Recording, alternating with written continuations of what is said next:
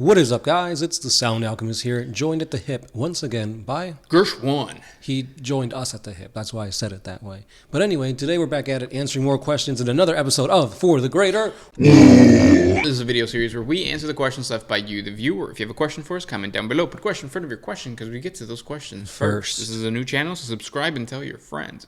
We're here answering questions.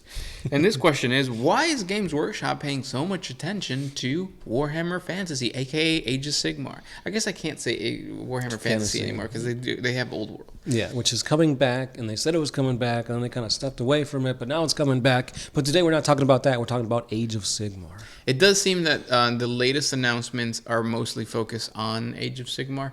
And it's interesting because I think there's a new edition, right? I believe it's a new edition, and it's... So the thing about Age of Sigmar, which I think everybody enjoys, is that the rules are free. Like, they give you PDFs, they update it for free, and they're like, here, take this info, buy the models, play the game. And from a lot of people, especially when we used to go to our local hobby store more often, they would say that they enjoy AOS more than they did 40K. And I'm pretty sure the reason for that is because the way they play Age of Sigmar is through like not multiple, like the turn base isn't like you go, I go, you go, I go. You can potentially have a turn where it's like you go, I go, and the next turn I go, you go. So that adds a little bit more tactical flexibility and more things to think about. And the way the game is played is a little bit more simplified. And I think GW tried to recreate this in 10th edition when they simplified it, but I don't think they did a good job when it came to 40K. So with that being said, there's a new edition of Age of Sigmar, and I don't know, like, what do you think about that? Well, I think that the Games Workshop they feel comfortable exploring different ways of playing the game, which makes the game fun. For Age of Sigmar because it's not their moneymaker. Yeah. Whereas they don't want to mess around too much with Warhammer 40K because of the popularity of it. So I think that's what we're feeling. Like Games Workshop is okay with exploring, what is it called? Where you go, I go kind of thing. Non-consecutive turns or whatever. Yeah, all that kind of stuff. So is that cool? Yeah, let Age of Sigmar kind of have its spotlight for now. It does suck that you look at what chapter codexes are coming out right now, and those are the chapters those are the factions that Games Workshop just doesn't care about. Yeah, because like the Tau came out, the Adeptus Custodes came out, and the recent one is Chaos Space Marines. Yeah. And like I've barely heard a peep from that. Yeah. Even when like the Orc Codex came out, like the Orcs were really good, but the model that made them good was knobs, and knobs have been around since like the very beginning. So yeah, not just that, but they came out at the same time as the Custodes, and it got overshadowed by like women Custodes. The book is shit. Yeah. So that was what everybody was talking about who played 40K, or even if you didn't even play 40K. I saw channels that don't even know what 40K is talking about why is there a woman in the Custodes Brotherhood. So everybody was like up in arms about that. I think that got to me, it got me a little bit angry because you would search Warhammer 40K and the top ranking videos would be people that aren't even part of the hobby, but they're just talking about like why 40K is like, or why this is happening. So it was a lot of outside voices that really like had no business saying anything. And I don't know if that's just me gatekeeping, but if you look at like the OG channels, the only one that I feel like was consistently talking about it was like Arc Warhammer. Mm-hmm. But like you look at Chapter Master, what is it? WAAAGH. You look at all the other hobbyists. They weren't really... mini wargaming. I don't even know if they even talked about it. Yeah, so like to the actual wargamer, no, but to the sensationalist, they were jumping on it, and that kind of pissed me off. But whatever. And here's the thing: it gets views, so of course people are going to talk about it. Yeah, it gets the conversation going in the comments. The algorithm picks it up, and so why wouldn't you talk about it when you know it's going to bring in what you want to be brought in? Yeah. It just felt like they were consistently on it, which I didn't like. Next question comes from E40's Ghost 70. What's a goon to a Gretchen? Nothing. Yeah, that's an old quote. Comment down below if you know where it comes from. Speaking about old things, Shibby K355 says Tyranids are OP bullshit. Do you agree with that? To a certain extent, maybe the old lore, yes, but now that the Tyranids have been defeated consistently, they're not that strong. They're strong in the sense of like they're an impending doom. Basically, all the hive fleets. No, what is it called? The tendrils of the hive are encircling the Milky Way galaxy. So when you really think about it that way, it's like, whoa! Yeah. How could they not be defeated? But that's not gonna happen until later. So it's almost like saying Chaos Gods are OP because they don't materialize in the Materium. They don't die. Like they're just constant. Yeah, and I think the Tyranids are basically the embodiment of if I punch myself and it hurts, am I strong or am I weak? Because, like, yeah, they're taking over the galaxy. Oh no, Gilliman's losing his mind by all these chapters and squads that are dying. Like, what are we going to do? But then at the same time, it's like nothing happens. Yeah. We've seen the Tyranids take out, like, Ultramar. That's why they got Tyrannic War veterans.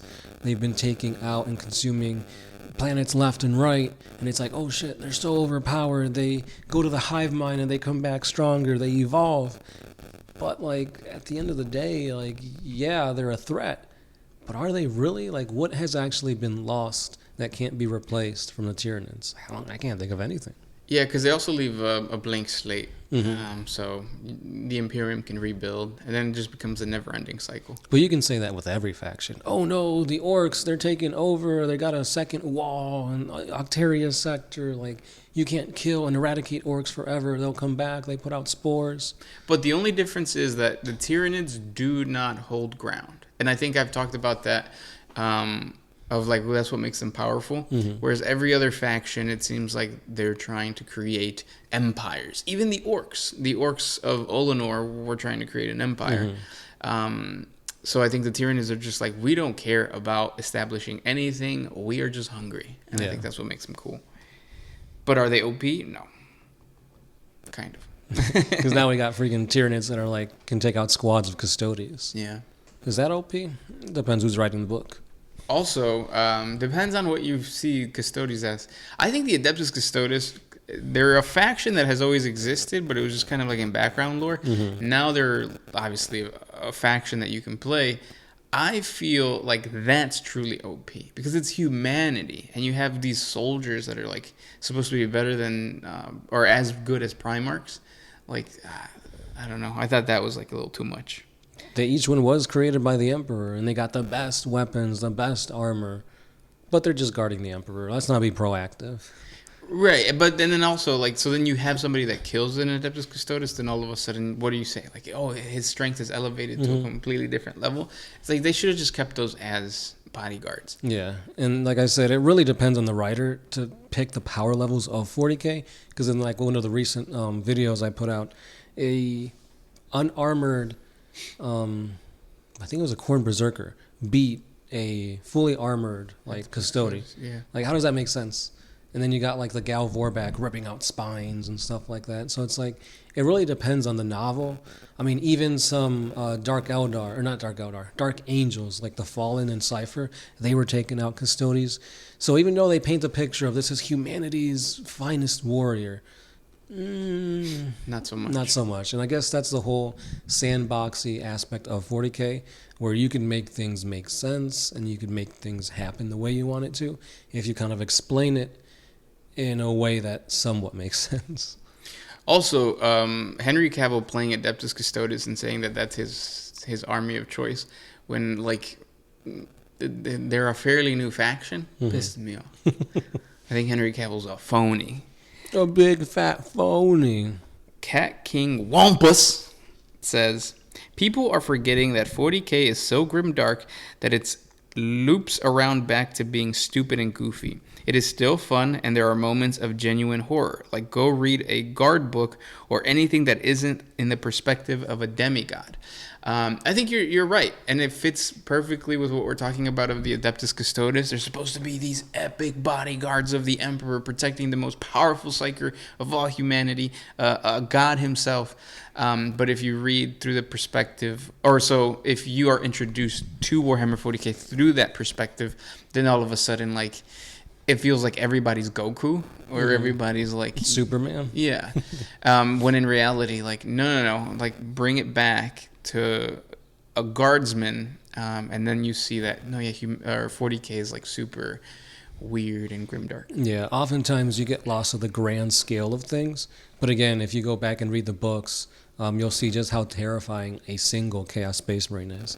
Yep. That's why if you want to get a glimpse of the true nature of 40K, check out Eisenhorn books.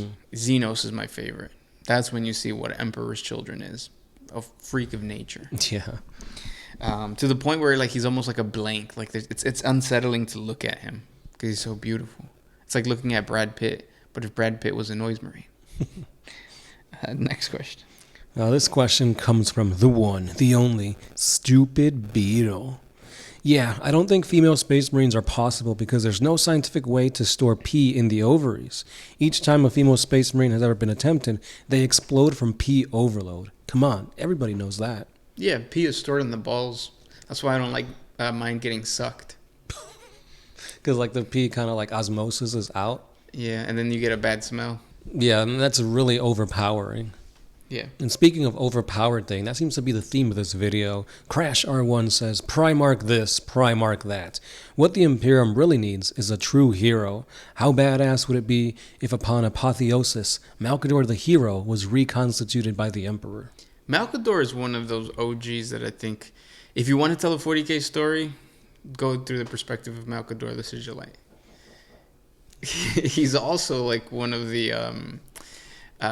like he sacrificed himself for the Imperium. Yeah, like that is a true wingman, a true bro. He literally put the Emperor above everything, to the point where like he was mind wiping Primarchs, choking out Primarchs, letting Primarchs kind of like push him around and stuff. But like he knew he got it in his back pocket. Like if they mess with him too much, he can take them. This next question comes from, and this will be the last question, by Ed Handel.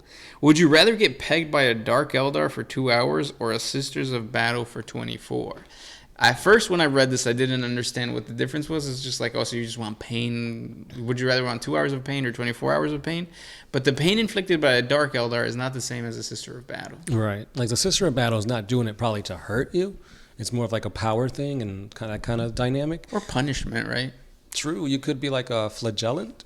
Is that what it's called? I think it's called a bratty sus. At least that's what I've heard. Yeah.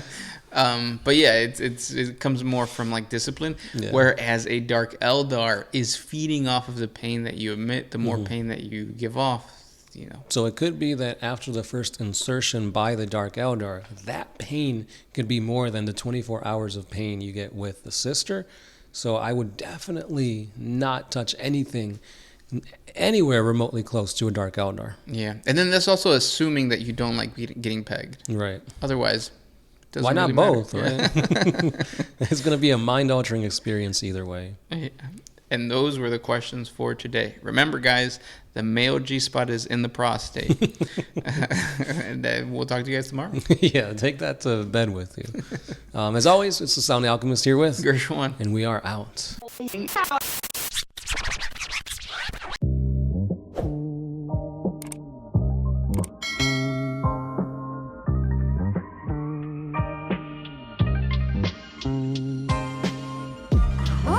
used to put my freedom first in any situation.